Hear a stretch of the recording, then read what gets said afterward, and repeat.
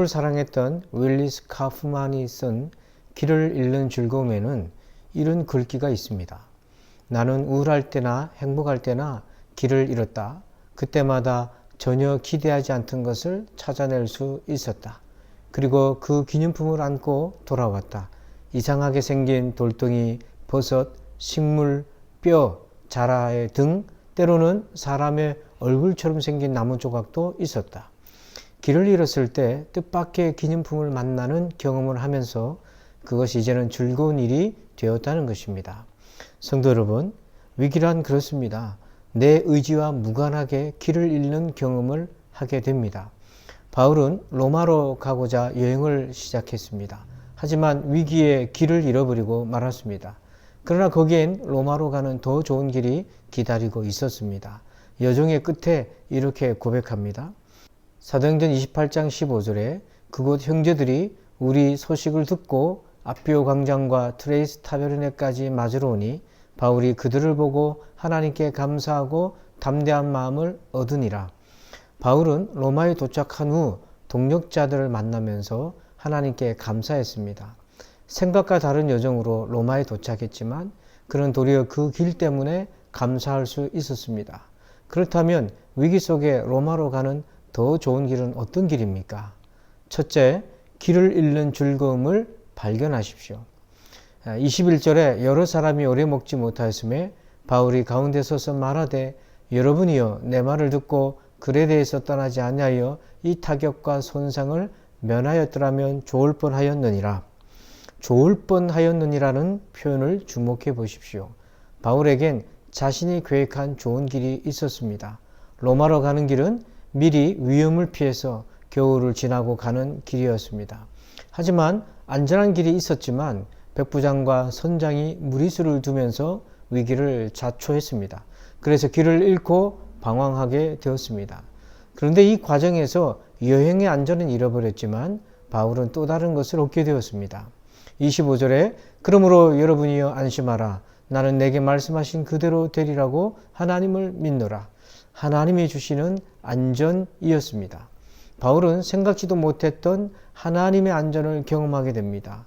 앞서 여행의 안전은 우리의 계획 속에 있는 것이었다면 이제 위기로 인해서 그 안전한 계획은 무력화되어 버리고 더 이상의 계획을 세울 수 없는 지경에 이르렀을 때 극심한 고생은 있었지만 그러나 안전한 여행 계획을 넘어 하나님의 안전이라는 것을 경험한 것은 너무도 값진 기념품과 같은 것이었습니다.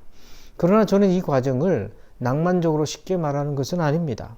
왜냐하면 위기 속에 하나님의 안전을 만나는 과정엔 폭풍 속 경랑의 기간을 거쳐야 하기 때문입니다. 결국 해내는 사람들의 원칙에서는 그 길의 여정을 이렇게 표현합니다. 여러분, 그 얽혀있는 모습 속에 얼마나 많은 고난과 고뇌가 있었을까요? 훗날 바울은 경험에서 묻어난 진한 고백을 합니다.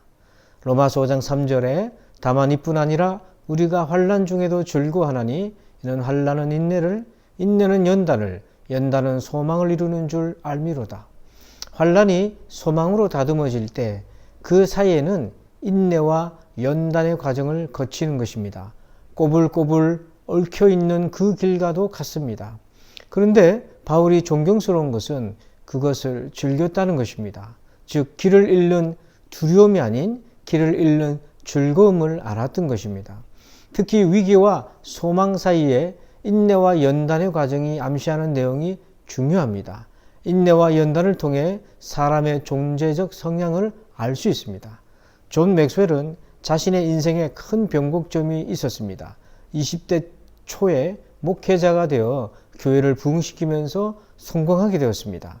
그때까지 목표 성취지향의 사람으로 살아왔는데 어느 날 그것이 공허하고도 위험하다는 사실을 깨닫게 되었습니다. 그리고는 목표지향적인 사람에서 성장지향적 사람으로 방향을 바꾸었습니다. 그때부터 참된 의미와 행복을 경험하게 되었고 오늘까지 그 길을 걸어가고 있습니다. 그러면서 시간과 관련해 목표지향적 사람과 성장지향적 사람의 차이를 이렇게 비교했습니다. 목표지향적 사람은 단기적인 마인드셋, 쇼텀 마인드셋을 가지고 있고, 존재의 성장 지향적인 사람은 장기적인 마인드셋, 롱텀 마인드셋을 가지고 있다는 것입니다. 목표 지향적인 사람은 단기간에 빨리 해결해 가길 원합니다. 거기에는 어떤 통찰이나 배움의 기회가 끼어들 틈이 없습니다. 하지만 존재의 성장을 추구하는 성장지향적인 사람은 장기적인 마음을 갖습니다. 그 과정을 통해서 자신을 발견하고 배우고 인내하고 성장하는 것입니다. 즉 성장형 마음을 가진 자가 위기의 때 인내를 가지고 더 유연하게 적응할 수 있는 것입니다. 바울은 수많은 위기 앞에서 길을 잃을 때 두려움의 반응보다는 길을 잃는 즐거움을 발견했습니다. 그리고 위기의 때 바로 그 길을 잃는 것을 즐거워하는 태도로 마침내 위기에서 소망을 이루어내는 기회를 만들었던 것입니다. 둘째로 그 어디나 로마. 사도행전 28장 11절 석 달 후에 우리가 그 섬에서 겨울을 난 알렉산드리아 배를 타고 떠나니 그 배의 머리 장식은 디오스쿠로라. 이 배는 그들이 타고 온 이 섬까지 온 그 알렉산드리아 배가 아닙니다. 하나님은 동일한 이름의 또 다른 배를 주셨습니다. 이집트 알렉산드리아에 소속된 곡물 수송선입니다. 그 뱃머리에는 디오스쿠로라는 쌍둥이 항해의 신의 이름이 소개됩니다. 그것은 앞에서 등장한 파손된 알렉산드리아호와 구분하기 위함입니다. 이때 우리는 생각해야 합니다. 22절에 내가 너희를 권하노니 이제는 안심하라. 너희 중 아무도 생명에는 손상이 없겠고 오직 배뿐이리라. 바울의 일행들은 위기 속에서 생명과 배 두 선택지를 가지고 있었습니다.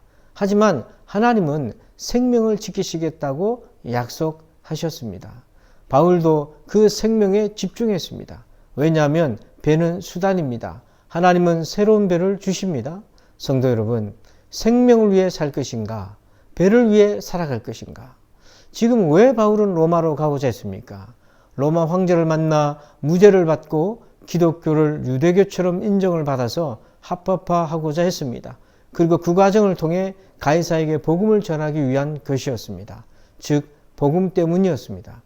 그런데 로마는 이탈리아에만 있는 것이 아닙니다. 지금 이 위기에 알렉산드리아호가 로마이며 경유지로 도착한 멜리데, 현대는 몰타로 알려진 그것도 또 다른 로마였습니다. 그래서 바울은 입만 열면 하나님이 하면서 복음을 전했습니다. 그리고 그가 했던 복음의 사역을 멜리데 섬의 원주민들에게도 행했습니다. 즉 존재의 일관성을 보이고 있습니다.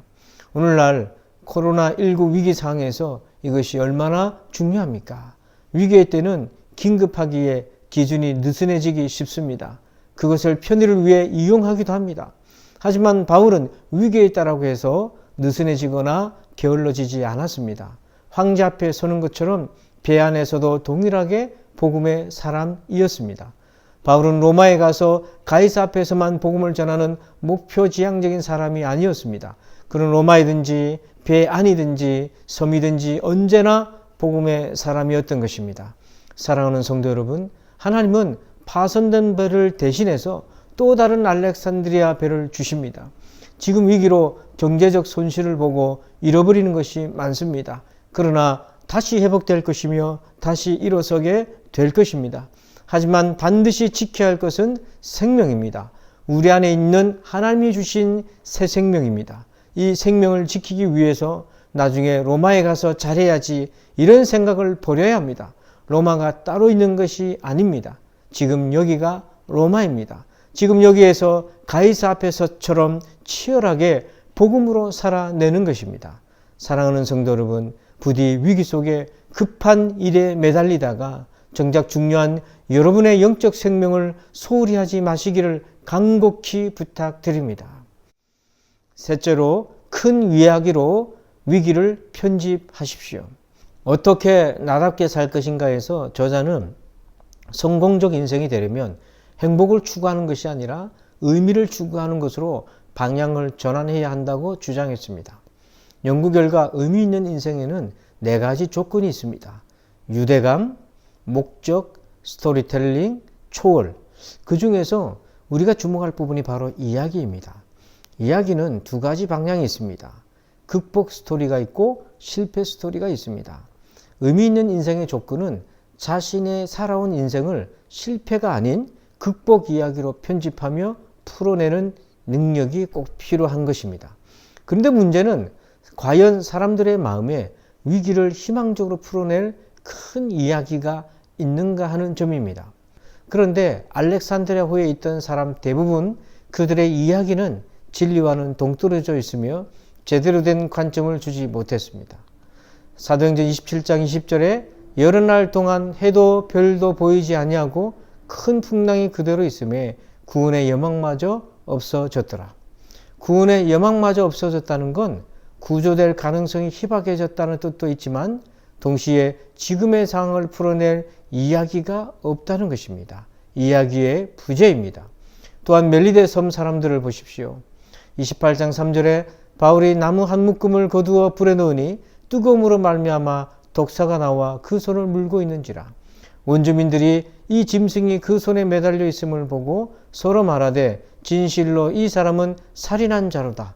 바다에서는 구조를 받았으나 공의가 그를 살지 못하게 함이로다 하더니, 바울이 독사에 물렸을 때 그들의 이야기는 인과응보가 전부였습니다. 하지만 바울은 어떤가요? 24절에 바울아 두려워하지 말라. 네가 가이사 앞에 서야 하겠고 또 하나님께서 너와 함께 항해하는 자를 다 내게 주셨다 하였으니, 가이사 앞에 서야 하겠고, 그는 자신의 생애를 큰 이야기에서 읽어가고 있었습니다. 사도행전 9장 15절에 주께서 이르시되 가라. 이 사람은 내 이름을 이방인과 임금들과 이스라엘 자손들에게 전하기 위하여 택한 나의 그릇이라.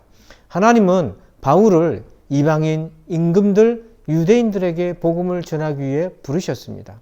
바울은 바로 복음을 위해 부르신 하나님의 큰 구원의 이야기 속에서 위기를 바라볼 수 있었습니다. 세스 고디는 이렇게 말합니다. 모든 사람은 자신의 머릿속에 하나의 이야기, 세상을 살아가는 데 필요한 내러티브를 갖고 있다. 특이한 점은 그 내러티브가 모두 다르다는 것이다. 다 다를 뿐 아니라 상처투성이며 생채기투성입니다. 그리고 중심 맥락이 열악합니다. 하지만 오늘 바울과 우리에게는 예수 그리스도의 십자가와 부활이라는 복음의 거대한 이야기가 있습니다. 바울은 사람들에게 그 큰 이야기를 끊임없이 선포합니다. 켄 보아는 이런 말을 했습니다. 당신의 깨진 인생의 이야기를 치유하는 유일한 방법은 당신의 소소한 이야기들을 가장 위대한 구원의 이야기에 편집하는 것이다. 바울은 자신이 생각했던 로마로 가는 좋은 길이 있었습니다. 하지만 위기로 그 길을 잃어버렸습니다. 대신 로마로 가는 더 좋은 길을 얻게 되었습니다. 어떻게 로마로 갔습니까? 첫째, 길을 잃는 즐거움을 배우십시오. 둘째, 그 어디나 로마입니다. 셋째, 큰 이야기 안으로 편집하십시오. 지금까지 코로나19 믿음 대응을 위한 위기관리 셀프 리더십 강의를 경청해 주셔서 감사합니다. 부디 도움이 되었기를 바랍니다. 감사합니다.